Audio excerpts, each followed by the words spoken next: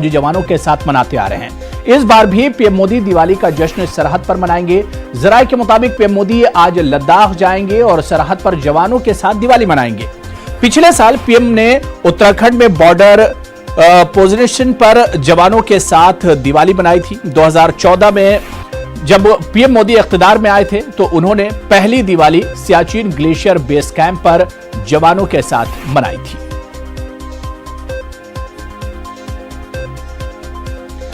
और चलिए इस खबर पर और बात करेंगे।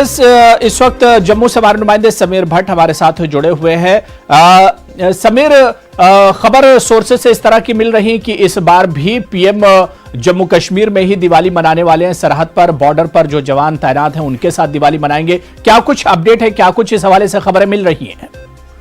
देखिए हुरैरा, जो जराए से हम बात कर रहे हैं उनके मुताबिक जो प्राइम मिनिस्टर नरेंद्र मोदी इस बार लद्दाख जाएंगे। लाइन ऑफ एक्चुअल कंट्रोल जो LAC है, चाइना इंडो चाइना बॉर्डर पे जो लाइन ऑफ कंट्रोल है, वहाँ पे वो जवानों के साथ दिवाली मनाएंगे और उनके साथ जो दिवाली का जश्न है उसमें वो शामिल होंगे।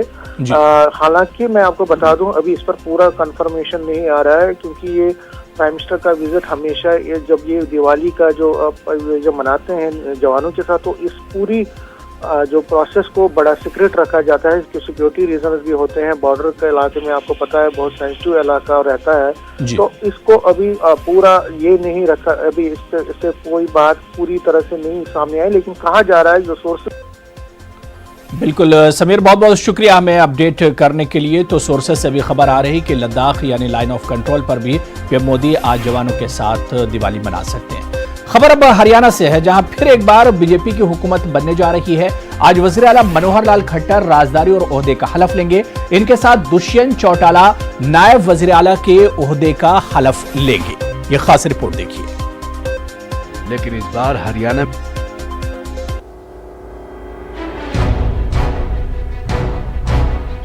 मनोहर लाल खट्टर हरियाणा के दूसरी बार वजीर आला बनने जा रहे हैं। लेकिन इस बार हरियाणा में अपने दम पर बीजेपी की हुकूमत नहीं बन रही है, बल्कि जेजेपी के साथ मखलूत हुकूमत बनेगी, जिसकी हलफ बर्दारी की तकरीब आज चंडीगढ़ में वाक़ हरियाणा राजभवन में होगी, जहां वजीर आला मनोहर लाल खट्टर के साथ दुष्यंत चौटाला भी नायब वजीर आला के ओहदे का हलफ लेंगे। 2:15 बजे शपथ ग्रहण का यानी समारोह होगा, जिसमें मुख्यमंत्री और साथ में उप मुख्यमंत्री, ये शपथ तो अभी से बता दिया गया है, और इसमें सामूहिक रूप से भारतीय जनता पार्टी और जननायक जनता पार्टी तथा 7 निर्दलीय विधायक, ऐसे कुल मिलाकर 57 विधायकों का ये जो दल है, एक सरकार बनाने का हमने दावा पेश किया। आपको बता दें कि कल मनोहर लाल खट्टर को बीजेपी की कानून साज पार्टी का मुत्तफ़िक़ा तौर पर लीडर मुंतखब किया गया। पार्टी के 40 नौ मुंतखब अरकान असेंबली की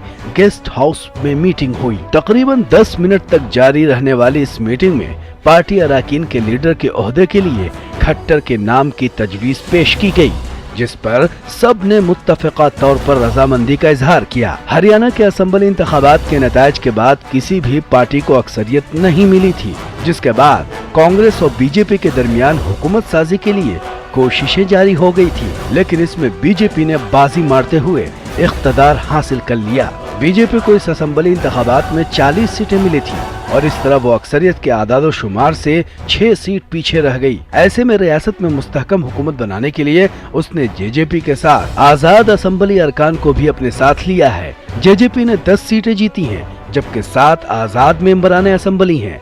रियासत की 90 रुकनी असेंबली में हुकूमत के पास अब 57 मेंबरान असेंबली होंगे, जो अक्सरियत के जादू के आदादो शुमार से 11 ज़्यादा हैं। 2014 के असेंबली इंतखाबात में बीजेपी को 47 सीटें मिली थीं और रियासत में उसने अपने दम पर हुकूमत बनाई थी। Bureau report, news 18 Urdu. तो वहीं हरियाणा में नई हुकूमत की तश्कील से कबल जेजेपी के लीडर और दुष्यंत चौटाला के वालिद अजय चौटाला तिहाड़ जेल से बाहर आ गए हैं। इन्हें 2 हफ्तों के लिए जेल से छुट्टी मिल गई है। वो आज हलफबरदारी तकरीब में भी शिरकत करेंगे। आपको बता दें कि अजय चौटाला टीचर भर्ती घोटाले में मुजरिम करार दिए जाने के बाद से तिहाड़ जेल में कैद थे। उनकी जेल से छुट्टी पर प्रियंका गांधी ने तंज कसा। प्रियंका ने ट्वीट में लिखा है कि अखिल भारतीय भ्रष्टाचार धुलाई मशीन चालू आहे।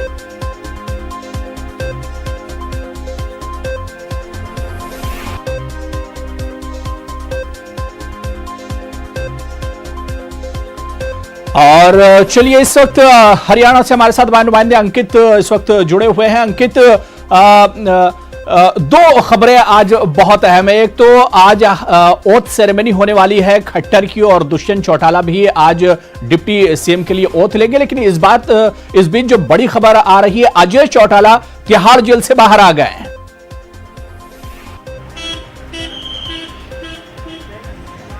बिल्कुल बिल्कुल, तिहाड़ जेल से वो फरलो में बाहर आए हैं। जो फरलो एक कैदी का अधिकार है, उस फरलो के ऊपर अजय चौटाला बाहर आए हैं और वो 14 दिन के लिए आए हैं। और उन्होंने पहले ही चुनाव से पहले अप्लाई किया था, और क्योंकि आचार संहिता लग गई थी उसके बाद वो फरलो नहीं मिल सकती थी। लेकिन जैसे ही परसों आचार संहिता खत्म हुई है तो कल उनको फरलो मिली है, 14 दिन की फरलो मिली है। और आज जब उनके बेटे शपथ लेंगे उप मुख्यमंत्री के रूप में, तो वो भी यहाँ मौजूद रहेंगे और वो भी उस शपथ के साक्षी बनेंगे। मैं आपको दिखाना चाहूंगा कि राजभवन के अंदर पूरी तैयारियां हो चुकी हैं। राजभवन के अंदर टेंट भी लग चुका है, पूरी तैयारियां मुकम्मल कर ली गई हैं, सिक्योरिटी के पूरे इंतजामात किए गए हैं।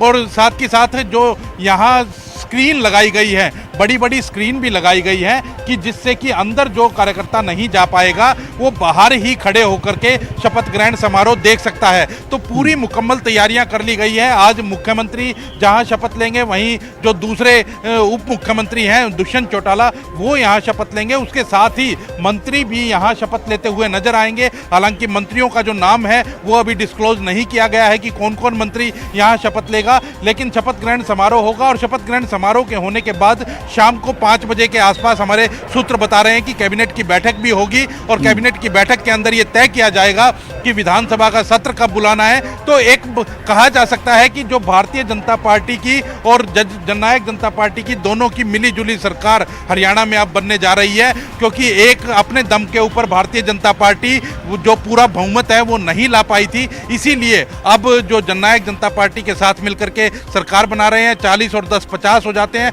उसके बाद 7 निर्दलीय विधायकों का भी बिल्कुल अंकित, जाहिर सी बात है कि हरियाणा में रिजल्ट आने के बाद बीजेपी और कांग्रेस दोनों कोशिश कर रही थी सरकार बनाने के लिए, लेकिन एक बार फिर यह मानकर चला जाए कि बीजेपी ने बाजी मार ली है।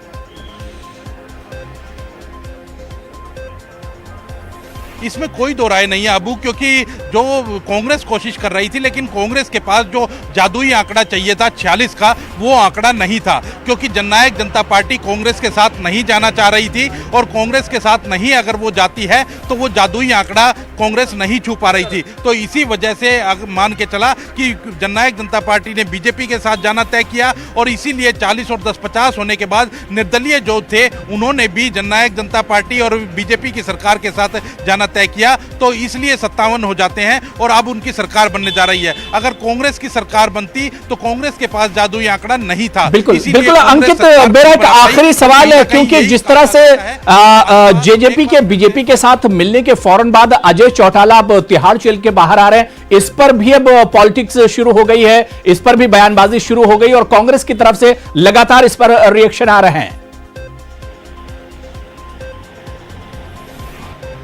बिल्कुल राजनीति जरूर करेंगे, क्योंकि विपक्षी दल जो पॉलिटिक्स के अंदर राजनीति ही होती है, और निशाना जरूर साधा जाएगा। लेकिन कल दुष्यंत चौटाला से हमने यही सवाल किया था, तो उनका साफ तौर पर यह कहना था कि जो जेल मैनुअल है उसी के हिसाब से उनके पिता को फरलो मिली है, और चुनाव से पहले इस फरलो को अप्लाई किया गया था, जो कि आचार संहिता लग गई थी। आचार संहिता के अंदर किसी कैदी को फरलो नहीं मिलती है, और जैसे ही परसों आचार संहिता हटी है तो कल फरलो का ऐलान हुआ है, और कल फरलो मिली है। और जो फरलो है वो एक कैदी का अधिकार है, 14 दिन की फरलो उन्हें मिली है। तो इसलिए कहीं ना कहीं ये इल्जाम जरूर विपक्ष के दल लगा रहे हैं, और वो काम भी है, क्योंकि विपक्ष राजनीति नहीं करेगा तो क्या करेगा। लेकिन जिस तरह से उन्होंने साफ तौर पर साफ किया, वो एक उससे एक स्थिति स्पष्ट हो गई कि जो उनको फरलो मिली है वो जेल मैनुअल के हिसाब से मिली है। बिल्कुल, बहुत बहुत शुक्रिया।